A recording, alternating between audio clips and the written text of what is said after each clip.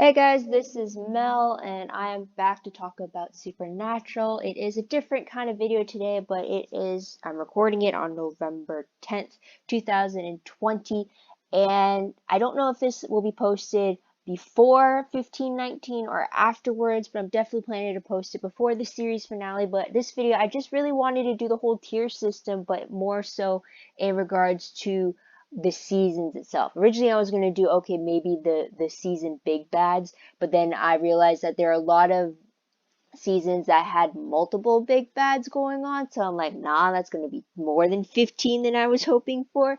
So I figured let's just break it down into the actual seasons themselves and see which ones I'm willing to rewatch again and again versus which ones which I thought weren't really the best ones. And maybe there are some, I know from looking at the list right now, there are some where certain storylines stand out a lot more, so that might sway me to pick certain ones over it or not. But let's check out the tier system I've set up right here. We have our top five being done by Eric Kripke as the showrunner. The next two was 6 and 7. We had Sarah Gable as our showrunner. The next four from 8 to 11 we had Jeremy Carver. And then for the final four from 12 to 15 we had Andrew Dabb and Robert Singer. So very interesting to see actually where these would all line. I know for certain there's a few that I know where I'm already going to place them, but it'll be interesting where everything else lies into place. So again, my S tier is going to be the ones where I'm willing, like I'm cool with either rewatching the whole season again, or it contained a storyline that I really liked and I would have either wouldn't mind watching it again, or I wish it got a little bit explored more, versus the Fs, which is obviously the fails, where it's like maybe they had something good going, but I didn't think they maybe executed as well as I would have hoped. So let's start off with season one. So season one, I guess you could say the overarching villain, I would say, is Azazel, or the Yellow-Eyed Demon. A huge thing for the season was a lot of the standalone cases to kind of really establish what this world we were diving into with Sam and Dean. A lot of it was connecting to their journey to try to find their father, John. So I will say, just because of the fact that it is the foundation of what this show is, I'm going to stick it in the S tier. There are times where I've willingly just went back and watched any episode of season one, and it just brought back all the nostalgia to it, and it was just simpler times for the boys. It's like, again, the backbone of what the show was, so I'm happy to put that at level one. Is that really a surprise? But season two, it's kind of because it still continues with Azazel being their overarching villain, but now they don't have their father with them. Um, so this is more of this season. I remember really tied into what Azazel was really doing with all of his special children. So it's introduction of a lot of the other kids, just like Sam. Um, and ultimately, we find out it's because that he was trying to get one ready to lead his demon army, and B, to open the gates of hell, which a demon couldn't really get their hands on because of where it was situated. Now, I think because of that, it's not an S for me, even though it did have some great episodes in this season. But the whole story arc in itself, I'm probably going to have to give it a B. No, maybe a C. I'll give it a C. Just because also this was the season, as well as a little bit of season one, but it really tried to establish that there was something a little bit more supernatural to Sam, why he was having his visions, why he was having telekinesis in these specific bouts of fear and adrenaline. But then it never really came back up until season four and season five, and then afterwards it just completely stopped. So I think it's a missed opportunity there. It did try to do some groundbreak work, but I not enough for me to want to rewatch the full thing all over again, sadly. Then we got season three. Season three was a little different because this one was one of its shortened seasons, only 16 episodes due to the writer strikes that was happening at the time. But this one was meant to span over a year, and this is when Dean literally only had 1 year left to live because he made a demon deal in the season two finale to save Sam's life. But in this season, this is where we had Lilith, or the threat of Lilith, being our season villain. And this is where we really get to learn more about the demon deals and what goes on behind them. So I'll say for this purpose of like how it established a lot more in the demon significance in the show. I would have to put it at a B. Just also because we do get to see how Dean reacted to maybe only having one life left, 1 year left to live, and he was like pretty much living it as best as a hunter could.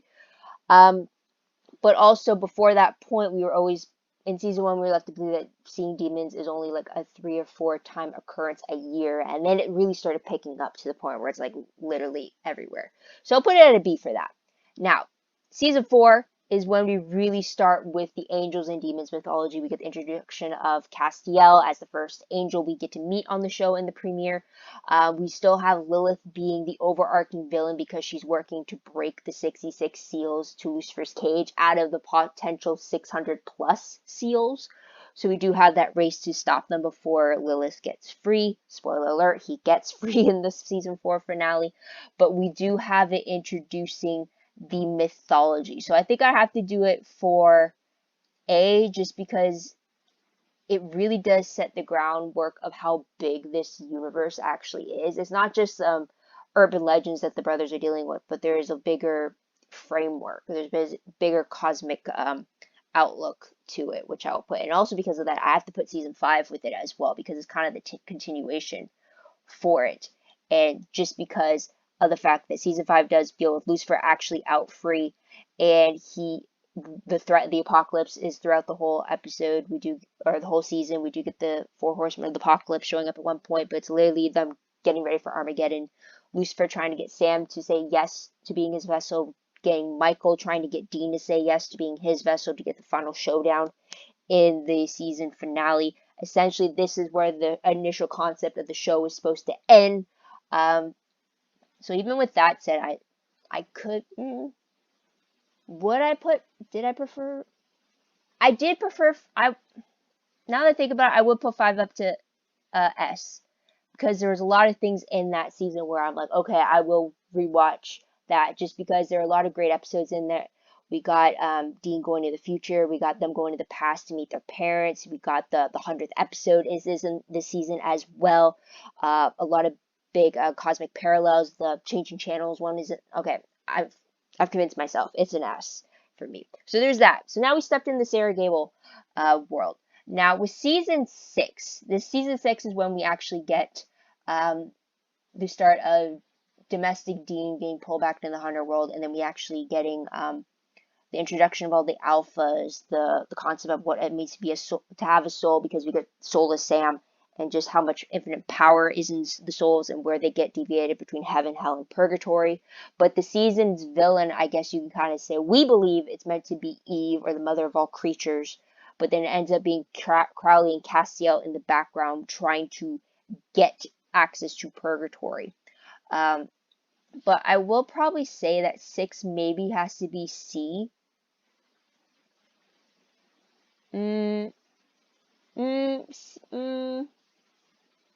Nah, it's gotta go D. I'm sorry.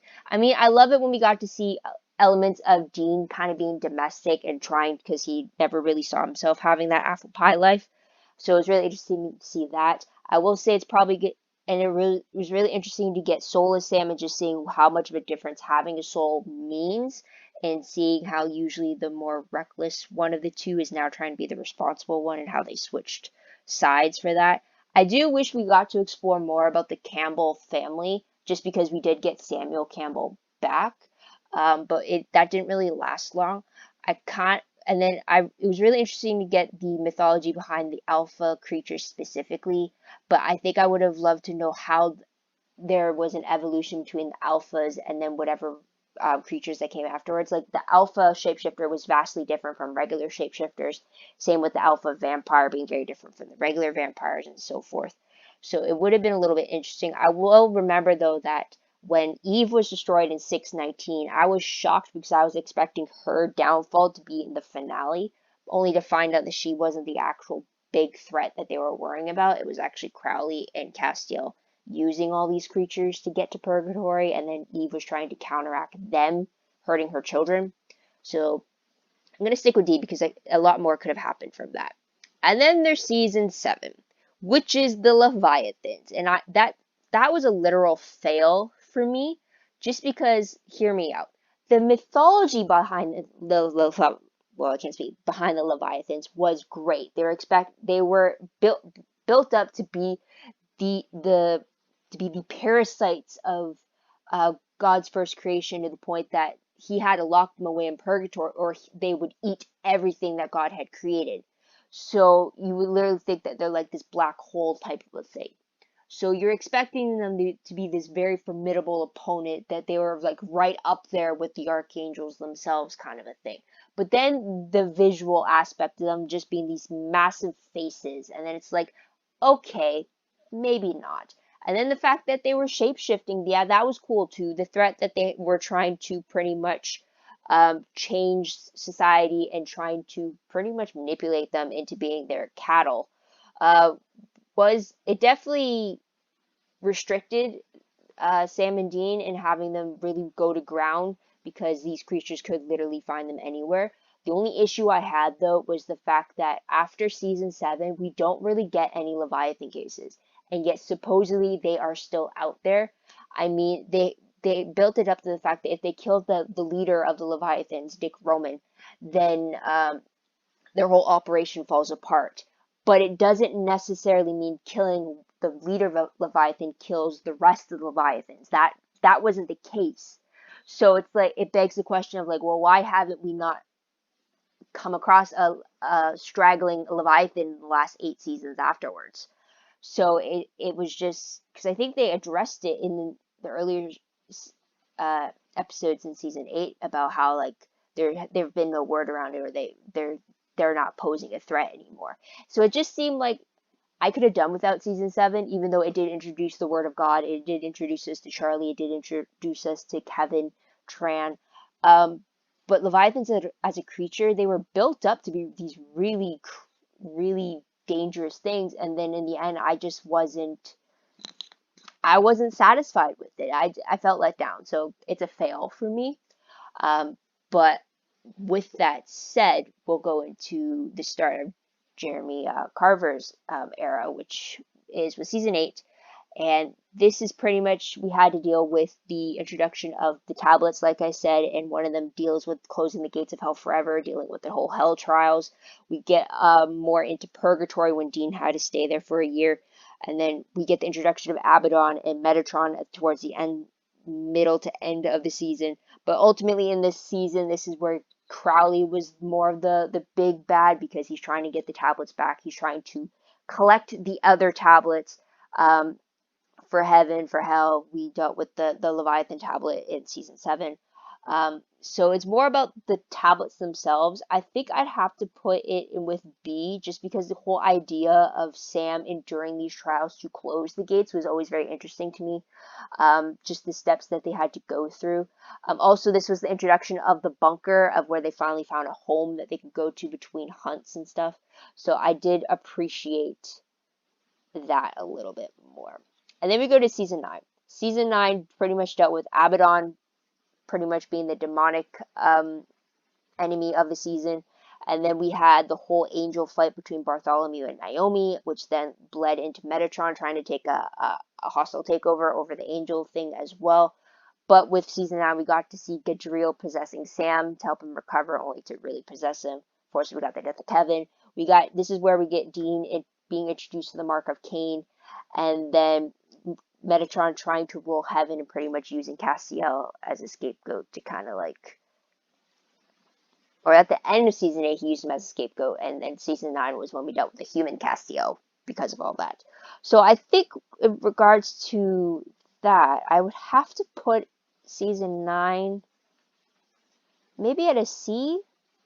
I would put. There's a lot of different. Is it a C or a B? Yeah, I'll put it at a B. There are a few great episodes in that season that I would really go back to, so I'll stick it there. And then season 10, as I really think about it, this really dives more into Demon Dean and the Mark of Cain's effects on him. I mean, sidebar, you could get Crowley into it, but I really only remember season 10 as it being focused on Dean and them trying to get rid of the Mark of Cain. And I really love that storyline, so it's going to have to be a season 10. not season, that is season 10, an S moment for me, just because it's also, I wish that we could have seen Demon Dean a little bit more, but I do understand why we only got to see 3 full episodes of it. But I did like that it took the rest of the season for us to see the after effects of that mark and and the toll it took on Dean. This is also the season that featured the 200th episode as well. So you got to have the meta musical, which is a favorite as well. So we'll go with that. Season 11, though, was very different because we had the introduction of Amara, or the Darkness, which is what was let loose when they got rid of the Mark of Cain off of Dean, which is what was keeping Amara locked away. So this is where it got the introduction to not only the confirmation that Chuck was God, but it introduced the whole balance of the cosmic balance of light and dark between Chuck and Amara, or God and the Darkness, and more of literally, it's kind of like back to the apocalypse era where like the world could end because of what Amara's trying to do. So with that, though, I think it'd have to be an A. Not enough for me to want to go back and rewatch the whole thing, but enough for me to know, like, yeah, that was a very huge thing for them. Plus, all, no, maybe it's a B. I'll move it down to B. Plus, you also have this interesting dynamic between Dean and Amara due to the fact that he was the bearer of the Mark of Cain. I'm wondering if she would have had that same type of dynamic if she was interacting with Cain himself, the first one to hold the mark, if you don't count Lucifer, that is. So that's something there. And now we go into season 12, which is the start of the Andrew Dabbin, Robert Singer era. Now with season 12 was very interesting because this is where we got the return of Lucifer and his search for a new vessel. And with it came the whole him impregnating Kelly Klein, and then the whole idea of Jack being possibly the next Antichrist, or being this next bout of power that they have to deal with, while also dealing with the introduction of the British men of letters, who are supposed to be our allies, but they ended up trying to wipe out our hunters on in America, kind of thing. So I'd have to put that in A, just because it does expand the world a little bit more. I do also like I think it's pretty much more so British Men of Letters than Lucifer in that season, but it was very interesting. Plus, also, this is when we get the return of Mary Winchester back, so that's also another thing. So you get a different family dynamic going on between the Winchesters for that. So I'll put that as A as well. And then we get season 13. This is where at the end of season 12, they introduced the fact that there are alternate worlds, because when Jack was bored, he opened a rift between the worlds. And we got to see that there was an apocalypse world. And season 13 has us going back and forth between that world and our world. We also got to see Jack really coming into his own. It's also where we got to meet the apocalypse version of Michael, and him making a deal with our Lucifer when we try to trap Lucifer over there. It's just a whole modge podge of things over there. So 13 would have to be something I would rewatch, just because we do get the innocence of Jack and him trying to come into this world while also knowing that he's the father of Lucifer, someone they hate, kind of thing. So I will have to go back for that. And also that trickles down into season 14, where we get Apocalypse Michael actually coming into our world and trying to take control. And we do see him doing this by possessing Dean. So we lose Dean for a little bit, but then we also have the constant struggle after Dean regains his control, how he's struggling with Michael taking back that control again. And then at one point we do get Jack destroying Apocalypse Michael, but then at the cost of his own soul. So now Jack is the threat, because they don't know how soulless Jack would handle the world, because he has so much power that he surpasses his own father, which in the end he had been killed in season 13. So would I put 14 as? It's between S and A for sure for this one.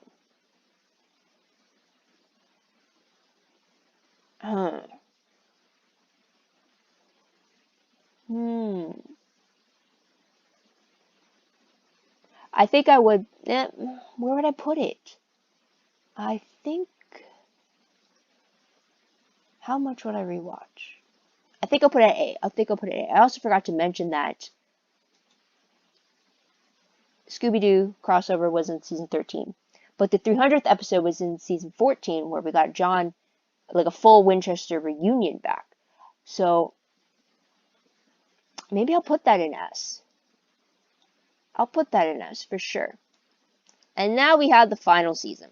Now, as you know, the final season is pretty much with Chuck as being the season villain, revealing that at the end of season 14 that he was pretty much the mastermind of everything. He literally, no one had free will because it was based off of what Chuck wanted, his stories, how he wanted to see things.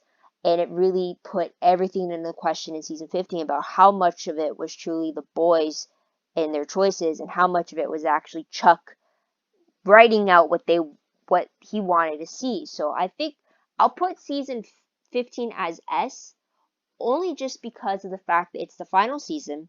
You got a lot of fan service and callbacks, but there's a lot of question in the fact of like how much of it was actually Chuck and how much of it was actually something the Winchesters did. We did get to see a lot of alternate versions of Sam and Dean because of Chuck reiterating the same story of like one brother killing the other type of a thing.